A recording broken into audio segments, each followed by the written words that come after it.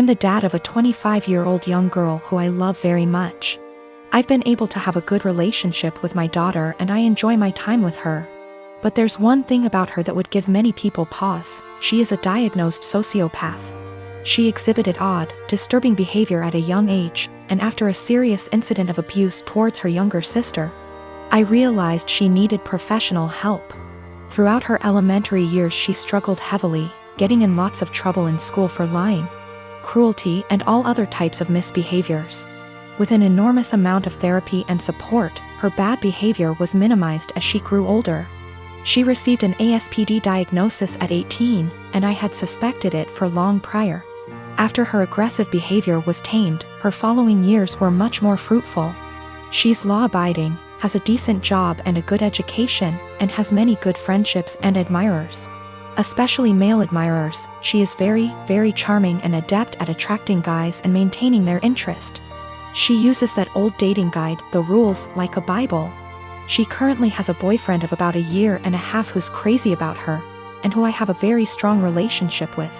We live in the same area and spend time together regularly. He is a great guy, very kind, funny and intelligent. But I doubt she loves him. We've had some very honest, in-depth discussions about her mental health since her diagnosis. And she's been open with me that she doesn't feel love or empathy towards anyone, even family. When she acted very sad and broken up over the death of one of her closest friends at the funeral, she confessed to me privately that it was all a put-on, and that she felt pretty neutral about the whole thing. She has also stated she has never once felt guilty about anything she's ever done, and doesn't know what guilt feels like.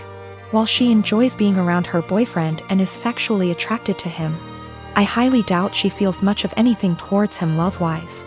Her boyfriend, who might propose soon, has no idea about her diagnosis.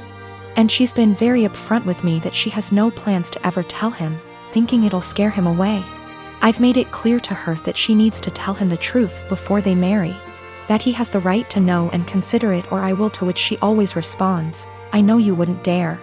I really like and respect this young man, and would feel awful keeping this secret from him, and letting him walk into a marriage without this piece of knowledge. I'm not trying to sabotage my daughter's future. Maybe her boyfriend's love of her personality and other aspects is enough that it won't end the relationship. It's his decision to make, but he deserves all the facts. Someday he's bound to find out she's a bit off. It can't be kept a secret forever. My boyfriend started asking to join me in my girls' night in. Every time I tried to say no, he'd be like, "I have to join or you'll have to cancel." It made me and the girls miserable having to sit there with him in the middle. This past Friday he insisted to join us again. I had enough. I came up with an idea to get him to hate hanging out with us. Made a plan and told the girls what we were going to do, and they were down for OT. The girls came and my boyfriend immediately sat with us and started ruining our conversations by steering them towards him / his work / his achievement. So here's what I did. I started bringing up gross / embarrassing subjects, and the girls were eating them up by talking about them in details. Subjects like sex, periods, his most sensitive spot, cramp diarrhea, hairy legs, fart getting trapped in the vulva and coming out the front, squeezing shit out of our faces, cramp diarrhea, dirty underwear, and again, cramp diarrhea. We talked about this stuff in boring details, like, I could feel his discomfort without even looking at him. But God, when I turned to see why, he got quiet suddenly. He was getting red in the face, and had sweat all over his forehead. I bet he found himself unable to relate to this subject, thus couldn't take part in the conversation. He got up from the couch ready to head out. I looked at him and asked where he was going, and he was like, I just remembered that I have an important meeting with a guy in about 10 minutes, and I have to go now. He rushed out telling us to have fun. The girls and I started laughing hysterically. He came home and berated me, saying I made him feel uncomfortable / sick with the horrible subjects I kept bringing. I said, "What you talking about? This is the typical stuff girls talk about all the time," but he insisted I made him upset and caused him to leave. He declined to speak to me and been quiet since then. This is his apartment. He tells me who is and isn't allowed to come, and I thought this was fine since it's his place. Though I help with the bills, but he makes so much more as the head of security in his company, so that's that. I just can't believe how dense and blind I've been to his negative ways. He's still giving me the silent treatment, and I've decided it's just a lot to take. And so I'm temporarily moving in with one of the girls and will now be definitely reconsidering few things. My brother-in-law has always been a bit of a ruckus. Just a very jolly guy, used to be a hard-partied when I first knew him, but not so much now. I mean, he still likes to drink and he smokes weed, but nothing compared to how he used to be. He stays in the basement apartment, which is a full apartment, separate from ours, with a kitchen and bathroom, etc. In our house ever since he lost his apartment.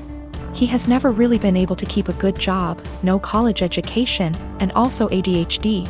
And we live in NYC, so affording rent is impossibly hard lately. This was supposed to be a temporary thing for him, out of desperation because he lost his apartment. I should say that he has gone through multiple phases of depression from just living hard much of his life. I remember seeing him when he was in his 20s and he was just a damn mess. Living in shit apartments and working shit jobs, and I remember he was super depressed, like, you know, that kind of depressed. For a bit around a decade ago because of how awful his life was. And it was awful. I won't sugarcoat it. He was getting mugged in his area constantly. His apartment was horribly small and he worked horribly long hours. His ex-wife was awful to him and cheated on him. But in the past 2 months that he has been here, he's been an absolute joy. To both me and my wife and also our kids. We all love him so much. He clearly loves the basement, it's even bigger than his old apartment, and just in general it's in a much better location. He has said, multiple times, how much he loves it at our place. He also is just a great guy to have around. He is a blast with our kids and he always cooks food for us and is just a general great, funny, charismatic guy.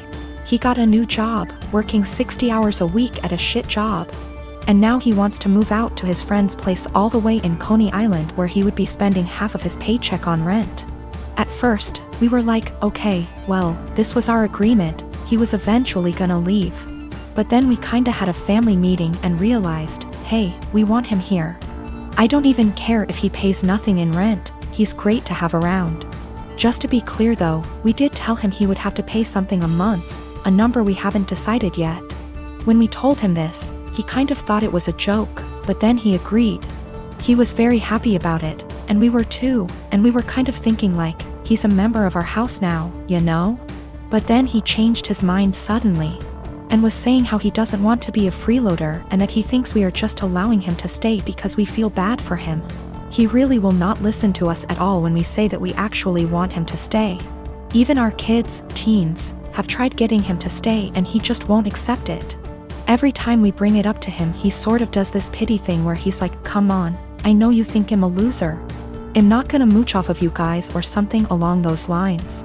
It's been around 2 weeks, and he just kind of feels bad about it. It is absolutely a pride thing for him. He technically plans on moving out in the next few weeks. But we really want him to stay. And we know that he would love to stay. I feel like there is really no chance this is some kind of deep down he hates it here kind of situation. This is 100% a pride thing for him. I'm a student. I have a student bank account where my college gives me money for transport when we had physical classes or scholarship. These kind of bank accounts have no fees, but are age restricted, can't have one if you're over 25, and need an overseer. When I asked the bank about it, they told me it's just a security thing, so I chosen mom because she's more tech savvy than dad.